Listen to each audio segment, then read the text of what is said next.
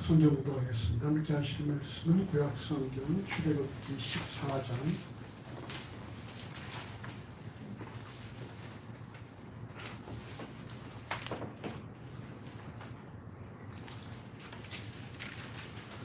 출애굽기 14장 1절에서 4절까지의 말씀, 그리고 마지막 절 31절 말씀입니다. 교도하시겠습니다.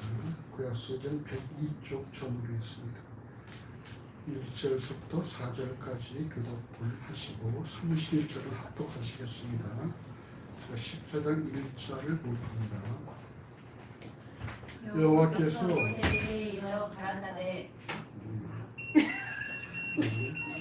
이스라엘 자손을 명하여 돌쳐서 바다와 믹돌 사이에 비하 이룹 앞 곧 바알스곤 맞은편 바닷가에 장막을 치게 하라.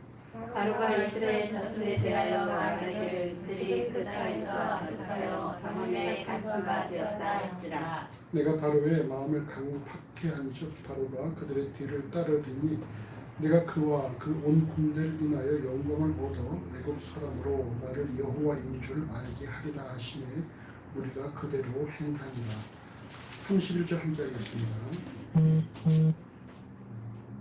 이스라엘이 여호와께서 백성에게 베푸신 큰 일을 보았으므로 백성이 여호와를 경외하며 여호와와 그 종 모세를 믿었더라. 아멘. 우리 지난 주일에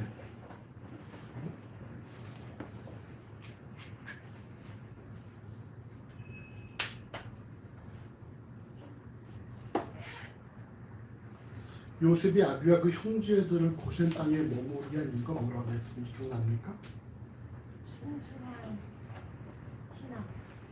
순수한 신앙을 갖기 위해서 또 하나는 잠시 머무르는 것이기 때문에 곧 어디로 돌아갈 것이기 때문에 약속의 땅 가나안으로 돌아갈 것이기 때문에 그래서 그들이 고센 땅을 고집했다라고 이렇게 말씀을 나눴죠. 이에 그의 형들도 가나안 땅에 돌아갈 것을 기대하고 애굽에 우거하러 왔다라고 바로에게 말했다라고 했습니다. 그러나 막상 이들이 여러분 애굽에서 나온 거는 이후로 몇 년 뒤에 나왔습니까? 430년 뒤에 나왔다라고. 출애굽기 12장 40절에서 41절은 이스라엘 자손이 애굽에 거주한 지 430년이라 430년이 마치는 그날에 여호와의 군대가 다 애굽 땅에서 나왔음즉 이런 말씀을 통해서 하나님께서는 요셉과 그의 형들의 기대와는 달리 이스라엘 민족을 오랜 시간 애굽에 머물러 두셨다는 사실을 우리가 알 수가 있습니다. 즉 애굽으로 야곱의 가족을 보내신 이유 하나님의 계획은 단지 흉년을 피해서 우고하는 정도가 아니라 야곱의 일가가 이스라엘이라는 그런 큰 민족을 이루기까지 430년 동안에 애굽의 보호 속에 두셨다는 것입니다. 우리 이러한 사실을 통해서 명심해야 될 것이 무엇이냐. 인간의 입장에서는 우리 하나님의 뜻에 순종하고자 선한 계획을 세울 수도 있지만 하나님께서 꼭 그 계획을 사용하지 않으실 수도 있다는 것입니다. 요셉과 그의 형들이 가나안 땅에 더 온전히 돌아가기 위해서 고센 땅을 택했지만 하나님께서는 그곳에 430년을 두고 또 돌아갈 때도 그들이 기대했던 그 경로가 아니라 다른 경로를 통해서 그들을 가나안으로 보내시고 하셨다는 것입니다. 우리 이런 가운데서 우리에게 어떤 딜레마가 발생을 하죠. 어떤 딜레마가 발생하겠습니까? 어떤 딜레마가 발생할까? 경험은? 어떻게 살아야 하는가? 우리가 아무리 계획을 해도 하나님께서 사용하시지 않는다면 계획하실 필요가 없는 거예요. 결국 하나님 뜻대로 된다면 우리가 굳이 선하게 살 필요가 뭐가 있는가. 결국 하나님께서 다 우리가 아무리 준비하고 계획을 해도 하나님께서는 그게 계획대로 하시지 않고 우리의 계획대로 하시는 게 아니라 하나님의 뜻과 계획대로 일하시는데 라는 그런 딜레마가 발생할 수 있겠지. 어떻게 생각해 기분이? 그럼 우리 어떻게 살아야 될까? 그냥 하나님께다 맡기고 그냥 하나님 알아서 하십시오 하고 살아?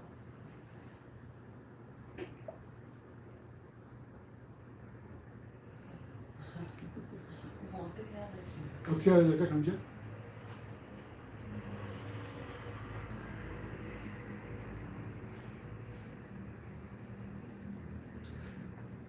결과를 그러니까 당장 할 수 있는 선한 것들을 하되 결과는 하나님께 맡기는 것들을 인간의 입장에서는 하나님의 뜻에 순종하고자 선한 계획을 세울 수도 있지만 하나님의 그 계획을 사용하지 않으실 수 있다는 사실을 늘 우리가 염두에 둬야 한다는 거예요.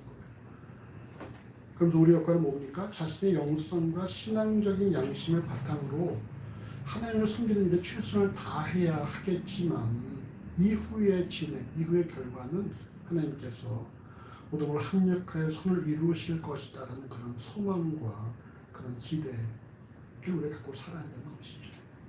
우리의 역할은 뭡니까? 그냥 최선을 다해서 주를 섬기는 것이고 그 이후의 모든 과정을 하나님께서 맡기는 것이라는 거예요. 오늘 본문은 요셉과 그의 형제가 약속의 땅 가나안에 돌아가기 쉽도록 고센 땅의 우과 이웃 또한 무시하시고 다른 길로 인도하시는데 그 이유가 무엇인지 함께 말씀을 통해 살펴보십시다. 자, 오늘 출애굽기 14장 1절에서 4절 함께 읽어보시죠. 여호와께서 모세에게 말하시되 이스라엘 자손을 명하여 도래쳐서 바다와 뜰 사이에 비하고 곧 바알스본 맞은편 바닷가에 장막을 치게 하라. 바로가 이스라엘 자손에 대하여 말하기를 그들이 그 땅에서 아득하여 광야에 갇힌 바 되었다 할지라. 내가 바로의 마음을 강팍케 한즉 바로가 그들의 길을 따르리니 내가 그와 그 온 군대를 인하여 영원하고 애국 사람으로 나를 여호와인 줄 알게 하리라 하시니 우리가 그대로 행하리라. 하나님께서 요셉과 그의 형제들의 계획대로 고센에서 가나안으로 가는 최단 코스인 이 시나이 반도 북쪽 코스를 선택하시지 않은 이유에 대해서 출애굽기 13장 17절은 이 백성이 전쟁을 보면 뉘우쳐 애국으로 돌아갈까 하였습니다. 이렇게 말씀합니다. 그럼 여러분 그 요셉과 그 형제들이 오갔던 그 시나이 반도 북쪽의 코스는 이미 430년이 기간 동안에 블레셋이라는 인물이 거기에 머무르게 되었다라는 거예요. 그래서 하나님께서 이들을 요셉과 그 형제들이 생각했던 그 코스를 인도하시면은 결국 블레셋과 전쟁이 발생할 것이고, 그러면 이제 두려워서 다시 애굽으로 돌아갈 수가 있기 때문에 그 코스를 선택하지 않으셨다는 것입니다. 결국 잠시 애굽에 우구할 것으로 기대하고 고센에 머물렀던 요셉과 그의 형제들은 430년 동안 머무를 줄을 알지 못했을 뿐만 아니라 그 세월 동안 자신들이 애용하던 그 길에 다른 일이 들었을 것 또한 전혀 알 수 없었던 것이죠. 이 오늘 본문 출애굽기 14장 12절에서 여호와께서는 모세에게 이스라엘 자손을 명하여 돌쳐서 바다와 밑돌 사이에 비하기로 곧 바알스본 맞은편 바닷가에 장막을 치게 하라 이렇게 말씀합니다. 여러분 돌쳐서가 뭐냐? 돌쳐서 무슨 뜻입니까? 뒤로 돌아서 가던 길을 돌이켜 또는 오던 길로 되돌아가서 라고 이렇게 번역을 합니다.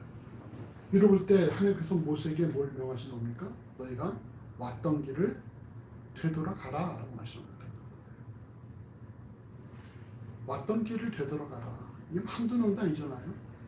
남자만 60만 명, 다 합해서 200만이라고 말하는 사람들이 있고, 우리 양과 소와 짐승들도 있고 말이죠.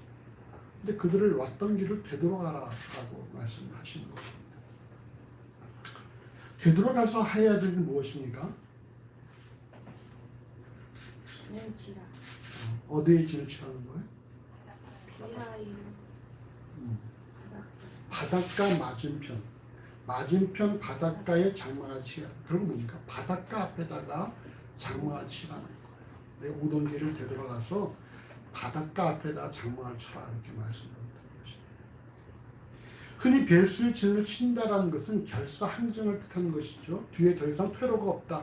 우리가 죽음을 각오하고 싸우겠다고 할 때 우리가 배들을 친다고 얘기하는데 지금 막 출애굽한 이스라엘 백성이 바닷가에 진을 친다, 즉 배수에 진을 친다라는 것은 자칫 적이 발생했을 때 도망갈 여지가 없는 아주 위험스러운 그런 행태임을 우리가 알 수가 있습니다.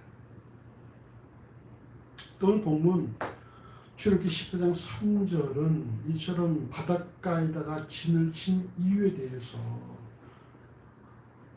애굽의 바로로 하여금 이스라엘 백성이 아득하여 광야에 갇힌 바 되었다는 생각을 갖도록 하기 위함이라 말씀하고 있어요. 아득하여 광야에 갇힌 바 되었다라는 표현을 공동 번역은 광야에서 길이 막혀 아직도 이 땅에서 헤매고 있다.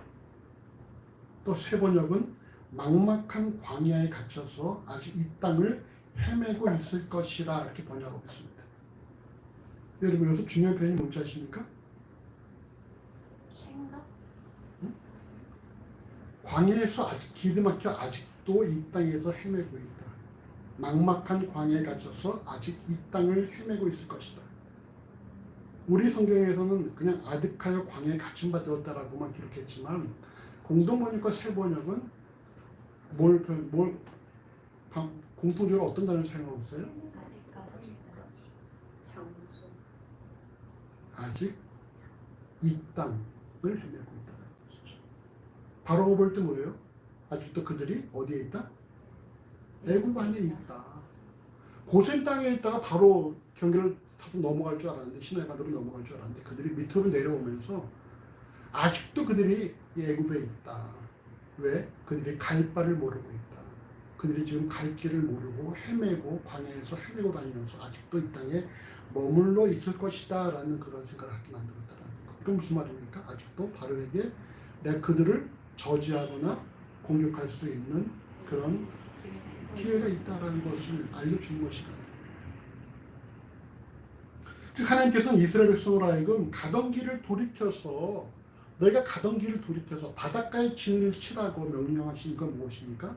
바로로 하여금 이스라엘 백성들이 광야에서 헤매고 있다는 인식을 갖도록 만들기 위함이라는 것입니다.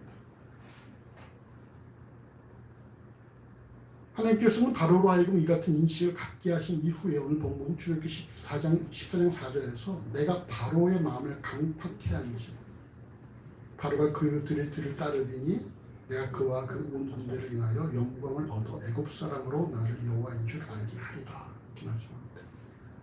바로로 하여금 이스라엘 백성이 광야에서 헤매고 있다는 정보를 흘리신 이후에 바로의 마음을 강팍해 즉 자신의 고집을 꺾지 않고 강하게 투심으로 이스라엘 백성들을 따르게 하시고 결국 이를 통해 하나님께서 영광을 얻으사 애굽 사람으로 하나님께서 이스라엘의 하나님인 여호와라는 사실을 알게 하십니다라는 것입니다. 다시 말하면 하나님께서 이스라엘 백성을 가던 길을 돌이켜서 바닷가에 진치게 하신 이유가 뭐라는 거예요? 바로에게 이스라엘 백성들이 광야에서 헤매고 있다라는 정보를 들어가게 하셔서 바로가 이스라엘 군대를 뒤쫓게 만드시고 그리고 하나님께서 이들을 물리치심으로 하나님의 하나님 되심을 증명한다는 것입니다. 이렇게 해서 우리가 알아야 될 첫 번째 사실은 뭐냐면 우리가 섬기는 하나님께서 바로 진실로 만군의 여호와 하나님이라는 사실을 증명하려 원하신다. 그럼 지금도 이 많은 신들이 존재하지 않습니까? 여러분 진실로 하나님께서는 하나님만이 참 하나님이라는 사실을 증명하고자 하신다는 것입니다. 열왕기상 18장에 기록된 엘리야와 바알과 아세라를 섬기는 850명과의 싸움에서도 결국 뭡니까? 여호와가 하나님이다라는 사실을 증명하고 싸우셨죠. 우리가 지난번에 창세를 통해서도 우리가 함께 봤지만 수메르 신화에 나온 어떤 그 신들의 이름이 뭐라 했었어요? 아프스와 티아마트 이들의 뜻이 뭐라고요? 타야. 민물살요. 민물과 짱물 또 때로는 단물과 쓴물 이런 식으로 번역을 하더라고요. 여러분 신들의 이름이 뭐예요? 단물, 쓴물, 짠물 이런 거. 이게 여러분 4,000년 전에 사람들이 생각할 때에 그들에 대한 물에 대한 두려움 이런 걸 만들었지 않겠습니까? 항해에 대한 두려움, 포세이돈 등장하고 말이죠. 여러분 쓴물, 단물 이런 거에 비해서 여러분 하나님 이름이 무엇입니까? 응? 스스로 하나님 이름이 뭐야? 스스로 있는 자. 그러니까 그게 뭐죠? 스스로 있는 자. 여호와죠, 여호와. 야훼. 나랄 거야. 여호와. 여호와 뜻이 뭐라고요? 스스로 있는 자. 나는 나다라는 것이죠. 그러니까 더 이상 이름을 뭐라고 합니까? 그럴 때 여호와께서 하나님 뭐라고 하시는 거예요? 모세가 하나님 내가 가서 이름 뭐라고 합니까? 그러니까 뭐라 하실 거예요? 나? 나를 어떻게 설명할 수 있지? 나는 그냥 나야. 이 이름, 그러니까 설명이 필요 없다는 것이죠. 우리 여러분 명함을 줄 때에 여러분 대통령 명함에 이것저것 많이 달려있겠습니까? 아니면은 대통령 하나만 적혀있겠습니까? 대통령 하나만 적혀있겠죠. 근데 어떤 사람 명함 보면 말이죠. 앞뒤 빽빽한 사람이 있어요. 뭐 여러 가지 뭐또 많이 집어넣었어. 그런 사람들을 보면 뭐예요? 확실한 대단한 사람이요? 도대체 뭐하는 사람인지 알 수가 없죠. 자기를 소개하기 위해서 많은 미사일과 필요하다면 여러분 그 사람은 결국은 뭐예요? 아무것도 아닌 사람일 수 있는 것이죠. 순물, 단물, 뭐 민물, 뭐 이런 짠물 이런 것이 아니라 그냥 나는 나야. 내가 설명이 필요해? 난 난데. 이게 여러분 여호와라는 뜻이라는 거예요. 여러분 우리가 볼 때 민물, 순물이 신이라는 게 얼마나 우습습니까? 우리 옛날에도 여러분 뭐가 신이었었어요? 뭐 큰 이무기가 뱀이 신이고 이랬었잖아요. 우리 옛날에 우리 조상들은 말이죠. 큰 자라가 거북이가 신이고 이런 적 있지 않습니까? 근데 여러분 우리가 볼 때 지금 얼마나 우스워요 그런 신들이. 근데 여러분 여호와 나는 나다. 이런 시대가 변해도 영원히 동일한 가치를 지니고 있다는 거. 그러니까 우리가 숨기는 하나님 얼마나 좀 대단한 분이시고 우리가 그 하나님을 숨기는 것이 얼마나 감사한 일인지 우리가 알아야 되는 것이죠. 하나님께 일하시는 목적은 무엇입니까? 자신이 창조주 하나님이라는 사실을 밝히시고 자신의 영광을 드러내시는 것입니다. 그래서 소요일 문답 1번에서도 인간의 제일 된 목적은 하나님을 즐거워하고 그의 영광을 드러내는 것이라고 말씀하고 있고요.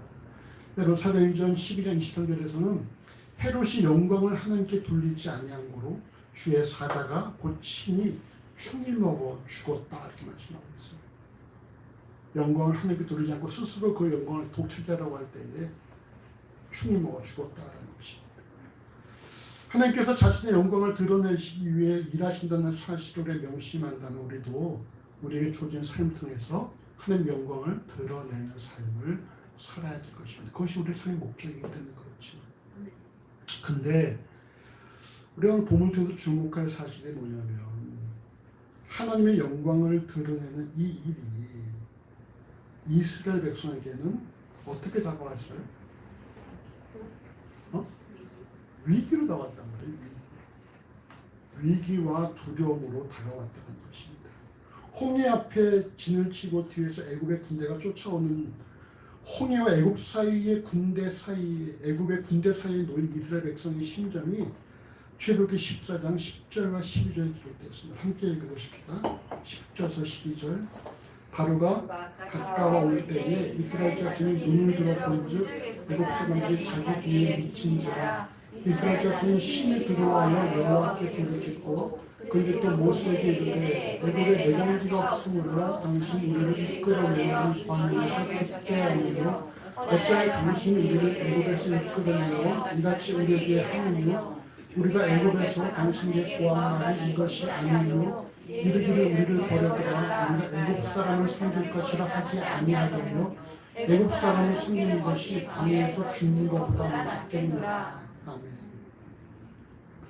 바닷가에 진을 친 상태에서 애굽 군대가 뒤쫓는 모습을 목격한 이스라엘 백성은 심히 두려워하여 자신들을 출애굽하신 여호와와 자신들을 인도한 모세를 원망하면서 애굽 사람을 섬기는 것이 광야로 죽는 것보다 낫겠다라고 부르짖었다는 것입니다. 다시 말하면 하나님의 영광을 드러내는 일에 이스라엘 백성들에게 역할이 주어졌다는 그 역할은 무엇입니까? 무엇인지 아시겠습니까? 하나님께서 지금 자신의 영광을 드러내고자 하시지 않습니까? 그래서 그들을 돌이켜서 바닷가에 진을 치게 하시고 그 사실에 애굽의 바로에게 들어가게 하셔서 바로로 하여금 이스라엘들을 뒤쫓게 하시고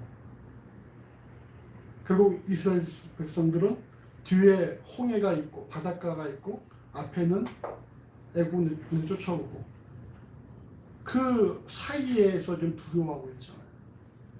근데 바로 이 일 통해서 여호와께서 뭐라 말씀하신다고요? 내가 영광을 얻겠다. 그렇다면은 오늘 본문에서 하나님께서 영광을 얻으심에 있어서 이스라엘 백성들에게 역할이 있다는 그 역할은 무엇입니까?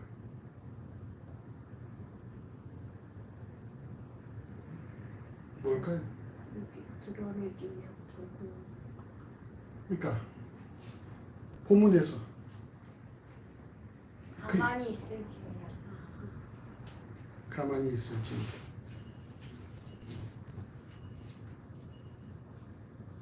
또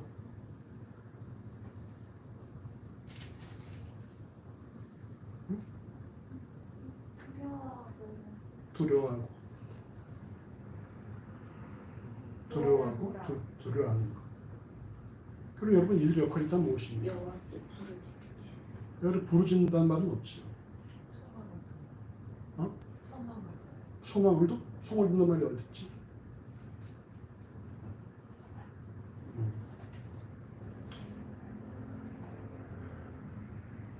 결국 두려워하는 것이에요. 두려워하는 것. 위기 속에서 두려워하는 것.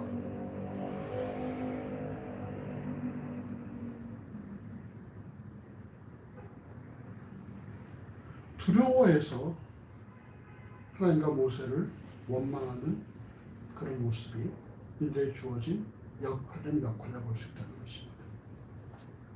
일반적으로 그리스도인이 하나님을 위해 헌신해서 무엇인가 좋은 결과를 내므로 하나님의 영광이 드러난다고 우리는 그렇게 말하는데 정작 오늘 본문에서 하나님께서 인도하시는 이스라엘 백성이 하나님의 영광을 드러내는 일에 주어진 역할이라면 위기에 처한 나머지 두려워하면서 그리고 하나님과 모세를 원망하는 일이었던 것입니다. 물론 이 말씀이 하나님을 원망하는 일이 하나님의 영광을 드러내는 것이라고 그렇게 제시하는 결코 아닙니다. 하나님의 영광을 드러내고자 하면 그를 원망하는 일은 건 결코 아니죠. 대신에 여러분 우리의 삶 속에 발생하는 위기와 이로 인한 두려움이 하나님의 영광을 드러내는 일에 사용될 때가 종종 있다는 거예요. 우리가 뭔가를 멋있고 화려하게 만들어서 영광을 드러내는 것이 아니라 그걸 통해서 하나님이 하나님 되신 증명되는 것이 아니라 우리의 삶에 발생하는 위기와 이로 인한 두려움은 하나님의 영광을 드러내는 일에 사용될 수가 있다는 거예요. 그럼 출애굽기 14장 13절을 같이 읽어보십시다. 모세가 백성에게 이르되 너희는 두려워하고 가만히 서서 여호와께서 우리를 위하여 행하신 구원을 보라. 내가 오늘 애굽 사람을 또 다시는 영원히 보지 못하리라. 여호와께서 너희를 위하여 싸우시리니 너희는 가만히 있을지니라. 이스라엘 백성에게 찾아온 위기와 두려움을 겪고 하나님께서 이스라엘 백성을 위해 행하시는 구원과 이를 위해 싸우시는 일들을 경험하게 만들었습니다. 바로 이런 두려움과 위기를 통해서 무엇이 만들어지는 거예요? 하나님을 주목하게 된다는 거예요. 내가 어떻게 하면 좋을까? 우리가 어떻게 하면 좋을까? 그래서 하나님의 일하심을 바라보고 주목하는 거죠. 여러분, 그러니까 우리 삶 가운데에 누구나 위기가 있어요. 위기가 없는 사람이 있습니까? 없습니까? 다 위기가 있어요. 근데 위기가 발생해서 위기 속에 우리가 두려워할 수 있죠. 근데 중요한 것은 무엇입니까? 그 두려움 속에서 우리가 하나님을 바라보느냐 아니면은 안 되는 줄 뻔히 알면서도 어떻게든 자기의 힘으로 해보려고 하느냐. 그 싸움이 우리가 항상 있다는 것입니다. 누구에게는 위기는 찾아옵니다. 위기가 없는 사람이 없죠. 왜? 우린 다 부족하니까. 우리 다 실수할 수 있는 인간이니까. 누구나 다 실수할 수 있고 위기가 찾아오는데 중요한 것은 말이죠. 그 위기에서 우리가 하나님의 일하심을 소망 중에 바라볼 수 있느냐. 아니면 자신을 탓하고 자신의 부족함을 하나면서 난 왜 이거밖에 안 될까? 난 왜 이렇게밖에 못 살까? 이렇게 좌절하고 낙심하느냐. 그 차이라는 것이에요.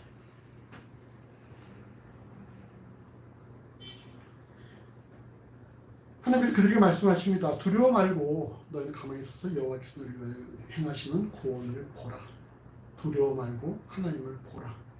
그리고 가만히 있을지니라. 그리고 이처럼 여호와께서 이스라엘 백성의 구원을 위해 싸우신 결과 출애굽기 14장 17절 하반절에서 18절은 내가 바로와 그 모든 군대와 그 병거와 마병을 인하여 영광을 얻으리니 내가 바로와 그 병거와 마병을 인하여 영광을 얻을 때에야 애굽 사람이 나를 여호와인 줄 알리라. 이렇게 말씀하고 있습니다. 이 우리가 잘 알고 있는 어떤 사건이 발생합니까? 밤새도록 바람이 불어서 홍해가 갈라지고 그 사이로 이스라엘 백성은 건너가고 뒤따르던 애굽 군대는 다시 물이 갇힘으로 거기서 수장되어진 사건이 발생을 하죠. 그리고 그 결과 오늘 본문인 출애굽기 14장 31절에 이렇게 말씀합니다. 함께 읽어보시죠. 31절. 이스라엘이 여호와께서 애굽 사람에게 베푸신 큰 일을 보았으므로 백성이 여호와를 경외하며 여호와와 그 종 모세를 믿었더라. 이스라엘 백성이 벳을진을 쳐서 위기를 자초하고 이어 애굽 군대의 추격 이후에 홍해가 갈라지고 이로 인해 이스라엘 백성은 구원을 받고 애굽 군대가 수장된 사건을 통해 나타난 결과는 이스라엘 백성이 여호와께서 애굽 사람들에게 베푸신 큰 일을 보고 백성이 여호와를 경외하며 여호와 그 종 모세를 믿었다. 이렇게 말씀하고 있습니다. 위기에 처한 나머지 두려움에 떨며 여호와 모세를 원망했던 이스라엘 백성이 여호와께서 베푸신 큰 일, 즉 홍해가 갈라짐으로 여호와 이스라엘 백성들은 구원받고 애굽 군대는 수장 몰살된 사건을 경험함으로 여호와를 경외하며 여호와와 그 종 모세를 믿는 바로 이 같은 일이 여호와께서 계획하셨던 여호와 영광을 드러내는 일이라는 것입니다. 결국 이스라엘의 두려움은 여호와의 일하심을 경험함으로 여호와를 경외하고 또한 자신들의 인도자인 모세를 또 믿음으로 변화되었다는 것입니다. 두려움이 하나님의 큰 일을 보자 어떻게 됩니까? 믿음으로 바뀐다는 거예요. 그래서 여러분 두려움을 반대는 뭐예요? 믿음 없음이고 믿음이 없기 때문에 두려움이 발생하는 것이죠. 우리가 두려워하는 이유는 단 하나입니다. 뭡니까? 우리가 믿음 없음. 즉 하나님을 주목하지 못하고 환경을 주목할 때 두려울 수밖에 없는 것이죠. 앞서 말씀드렸지만 위기가 발생했을 때에 하나님을 주목하느냐 아니면 그 위기와 상황들을 바라보느냐에 따라서 두려움이 발생할 수도 있고 아니면 믿음이 발생할 수도 있다.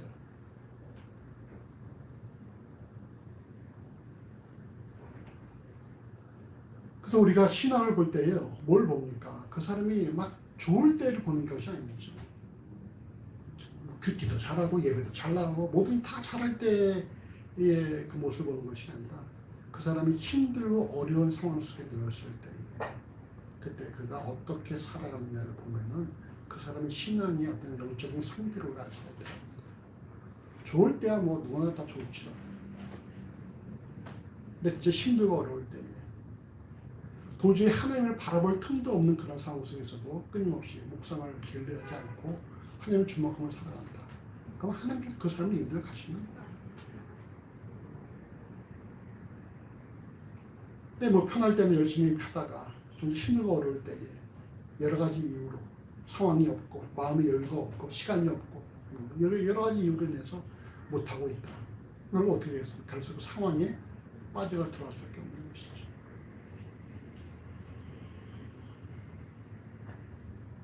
우리 이를 통해서 기억해야 될 사실은 이스라엘 백성이 위기 속에 두려워하며 여호와와 모세를 원망할 때에 그들은 자신들이 이후에 여호와를 경외하게 될 것을 전혀 생각하지 못했다는 것이죠. 그렇죠. 여호와께서 이 모든 일을 계획하셨고 결국 이스라엘 백성으로 하여금 경외를 받으시고 또한 여호와의 종 모세가 이스라엘 백성에게 신뢰를 받도록 이 일을 계획하시고 또한 실행하셨다는 것입니다. 물론 이 일이 훗날 애굽 사람들에게도 알려졌지만 오늘 본문 10장 31절은 이 일을 통해 하나님의 큰 일을 본 사람이 누구라 말하고 있어요? 이스라엘 백성이에요. 그러면 앞서서 출애굽기 14장 18절에서는 애굽 사람들이 나를 여호와인 줄 알리라 이렇게 말씀하셨지만 이것은 여러분 후의 얘기고 지금 당장은 뭡니까? 이스라엘 백성들이 여호와의 큰 일을 보았다라는 것입니다. 100% 큰 일을 보았다라는 것. 이스라엘 백성과 애굽 군대가 동일한 일을 경험했지만 결국 하나님의 관심은 하나님의 일에 사용된 애굽 군대가 아닌 하나님의 백성인 이스라엘 민족이 있었다는 사실이고 이 일 또한 뭡니까? 하나님께서는 결코 애굽 군대가 아니라 이스라엘 백성을 위해서 행하신 일이라는 겁니다. 우리가 지난번에 그런 거 보지 않습니까? 유다를 통해서 볼 때에 엘과 오난이 죽은 이유가 뭐라고 했었어요? 유다를 깨닫게 하기 위해서라면 본문에서 여호와께서 이 애국 군대를 몰살시킨 이유가 무엇입니까? 이스라엘 백성으로 하여금 하나님을 경외하고 모세를 인정하도록 하기 위해서라는 거예요. 그리고 애국 군대는 뭡니까? 거기에 사용되어진 토구에 지나지 않는 것이죠. 여호와께서 자기 백성들을 영적 성장을 위해서 사용하신 도구에 지나지 않는다라는 거예요. 여러분 우리가 이를 통해서 기억해야 될 사실이 뭐냐면요. 우리의 삶에 발생한 모든 상황들과 모든 사람들의 관계는 여러분 다 무엇입니까? 우리의 영적 성장을 위해서 사용되어지는 하나님의 도구에 지나지 않는다는 사실을 명심해야 돼요. 하나님께서 우리를 성장하시기 위해서 상황들을 만드시고 또는 관계를 통해서 우리를 더 모난 부분들을 다듬고 깎고 만들어 가신다는 사실입니다. 우리 이 같은 사실을 명심한다면 우리 삶에 발생하는 어려움과 위기들이 왜 내게 이런 일이라고 말할 수 있는 것이 아니라 내가 더 하나님 앞에서 지금 만들어지고 있구나라는 사실을 인정을 해야 한다는 겁니다. 다 그저 도구에 지나지 않으니까. 이걸 없애달라고 기도할 것이 아니라 내 일을 통해서 더 하나님 앞에서 만들어지겠구나라는 사실을 인정하는 것입니다.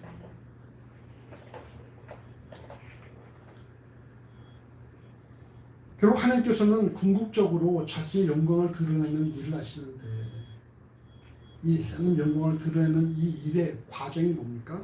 자신의 백성들을 구원하시는 일을 통해서 자신의 영광을 드러내신다는 거예요. 그리고 하나님의 영광을 드러내는 과정 속에서 어떤 일을 발생해요? 우리가 구원을 받고 우리가 더 영적으로 성장하는 과정이 발생한다는 것입니다. 그 뭐야? 진동을 하지.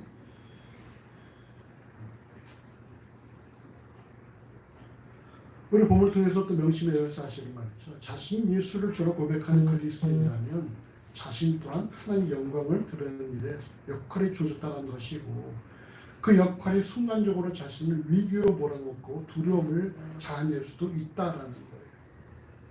그러나 자신이 하나님의 영광을 드러내는 일에 분명히 사용되고 있다면 자신을 위기로 몰아넣고 두려움을 자아내는 그 일을 통해서 하나님을 더욱더 경외하게 만들 것이요 자신으로 하여금 하나님의 일하심을 경험하도록 만들 것이라는 사실을 명심해야 한다는 것이죠.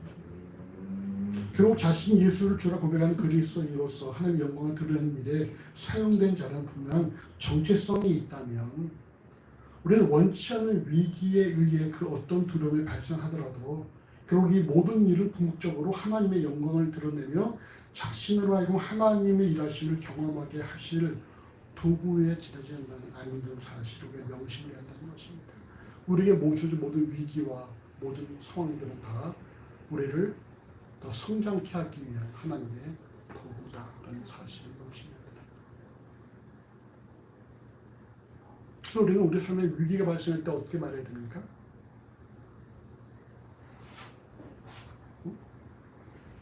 병원이 삶에 위기가 발생했어. 그때 어떻게 말해야 돼? 뉴스가 발생했을 때 1번 믿습니다. 1번 하나님 이 위기를 빨리 제거해 주세요. 2번 야 내가 성장할 수 있는 기회가 왔구나. 끝이에요? 두 개가 들었어. 2번. 확실하게 위기가 왔을 때 내가 또 성장할 수 있는 기회가 됐구나. 내가 하나님 일하시는 보게 되겠구나. 우리가 오늘 심플하네요. 1번까지 안 나왔네. 되게 힘들어 만들기. 귀찮아. 자 규빈님, 자 위기 발생해서 어떻게 해야 돼? 내가 성장할 기회가 주어졌구나 라는 사실을 받아들입니다.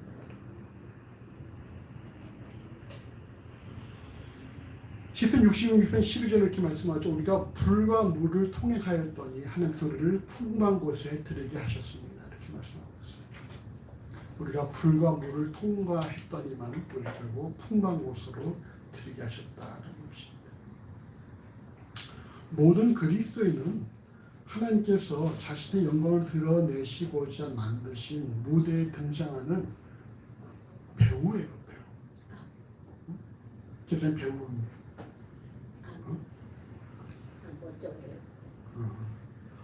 여러분 모든 무대 속에서 발생하는 것은 위기예요. 위기. 위기가 발생하는데 그 위기는 여러분 어떤 역할을 하는지 아십니까? 더욱더 결과를 확실하게 드러내 보이고자 하는 그런 전개장치로 사용되는 거예요. 우리가 여러분 다 각각 하나님께서 각자에게 만드신 무대에 살고 있는 배우예요. 연출자는 하나님이시고 감독도 연출자입니다. 하나님께서 대본을 쓰시고 연출을 하시고 우린 다 배우라는 말이죠. 모든 무대에는 위기가 발생을 합니다. 그리고 위기를 헤쳐나감으로 우리가 해피엔딩을 도달하는 것이죠. 위기가 없는 무대는 없어요. 다 위기가 발생하죠. 여러분 늘 이렇게 명심을 하세요. 내 삶의 주인은 하나님이시고 이 위기 또한 또 하나님의 일하시는 보게 하시고자 하는 하나님의 계획이시고 내가 또 이번 일을 통해서 더 크고 성장하겠구나 라는 사실을 명심한다는 것입니다. 바로 그것이 여호와께서 가던 길을 돌이켜서 바닷가에 진을 치도록 하신 이유라는 것이죠. 여호와의 일하심을 보도록 하시기 위해서.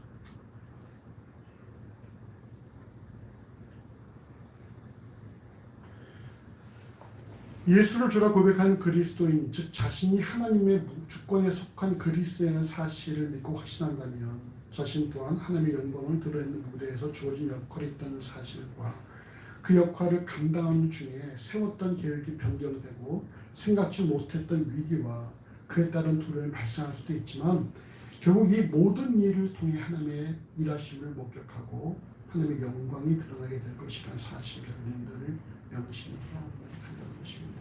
위기와 누구나 삶의 위기와 두려움이 발생하지만 그 위기와 두려움은 하나님의 일하심을 더 우리가 경험하도록 만드시는 하나님의 계획이라는 사실을 명심해야 되는 것입니다. 그러므로 예수를 주라 고백하는 그리스도인들 말이죠.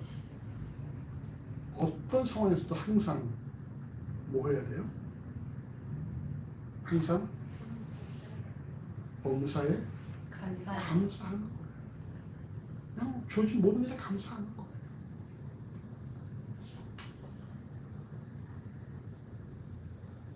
여러분 제가 이제 병이 그 지병이 하나 있잖아요. 지병이 있는데 이게 지금 의학적인 수치로 보면은 제가 작년 한 말부터는 이게 뭐 투석이나 이식을 해야 되는 그런 상황이에요. 그래서 의사는 항상 이제 그런 얘기를 하죠. 누구 신장 한 대 때릴 사람 없어? 빨리 수술해 이런 식으로 얘기를 합니다. 근데 그 증상이 있어요. 증상이 첫 번째가 소화불량, 식욕부진, 수면 부족, 얼굴에 부종, 또 어떤 소변의 문제 이런 것들이 있는데, 여러분이 아시다시피 제가 식욕부진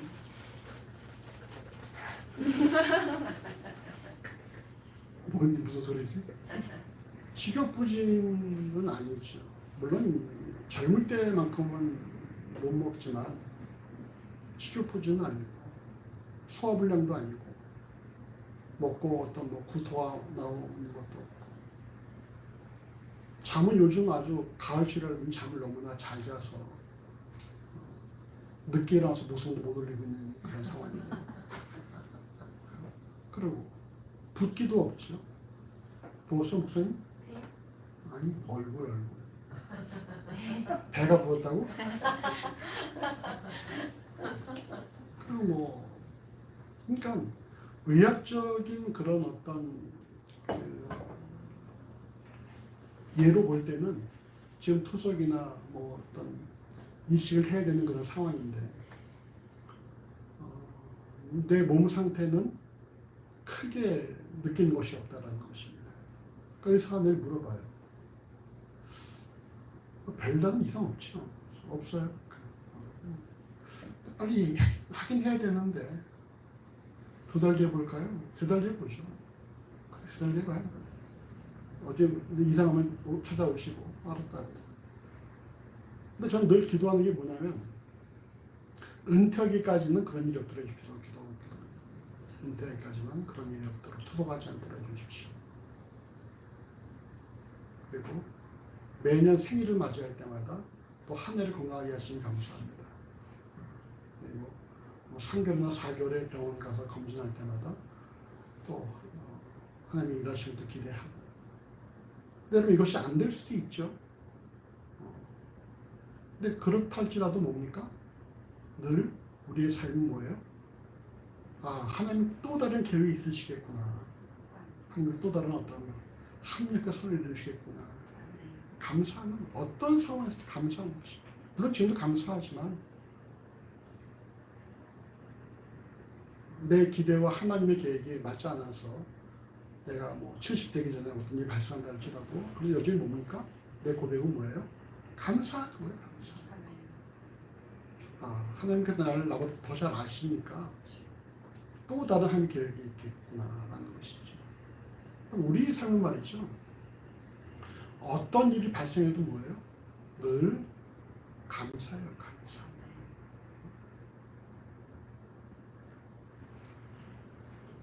네, 여러분 감사하시기 바랍니다. 우리 앞뒤 분에게 이렇게 축복하십시다. 항상 감사합시다. 항상 감사한 삶을 사시기 바랍니다. 위기에서도 감사하고, 원치 않는 상황이 발생해도 감사하는 거예요. 우리는 우리 안위를 알 수 없으니까. 오묘한 일은 여호와께 속한 것이니까. 하나님께서 또 이걸 통해서 더 내 삶을 아름답고 멋지게 만드시겠구나, 또 합력해서 선을 이루시겠구나라고 하는 그런 믿음 가운데 감사하는 거예요. 그래서 우리는 늘 어떤 상황에서도 감사하며 소망 중에 살아갈 수 있다는 것입니다. 주어진 삶 속에서 어김없이 발생하는 위기, 이를 통해 여러분 늘 감사하시고 하나님 일하심을 경험함으로 하나님 영광을 드러내는 그리스도인이 다 되어주시기를 간절히 주의 이름으로 소원합니다. 함께 기도하겠습니다. 기도합시다.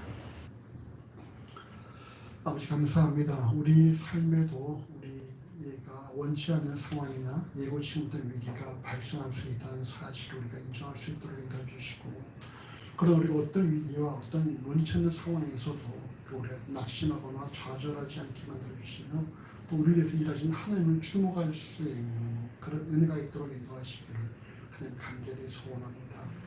그래서 우리 주를 주목함으로 주의 일하심을 경험하게 하시고 또 우리 큰 일을 경험함으로 알면 또 하나님을 경외하며 우리가 더 영적으로 성장하는 그런 귀한 계기로 삼을 수 있도록 아버지 인도하여 주시옵소서. 우리가 참 이 땅을 살아가면서 남다른 삶을 살아가기 원하는데 그 남다른 삶이 아버지 모든 것이 다 원하는 대로 되어지는 삶이 아니라 동일한 어려움에 처할지라도 우리가 하나님을 주목함으로 다시 꼿꼿이 일어날 수 있는 어떤 어려움이 발생해도 늘 감사하며 소망 중에 거할 수 있는 그렇게 우리가 그리스도의 장성한 분량이 이룰 수 있다는 사실을 확신하며 살아가는 그런 삶으로 구별된 모습이 되어지기를 간절히 소원합니다.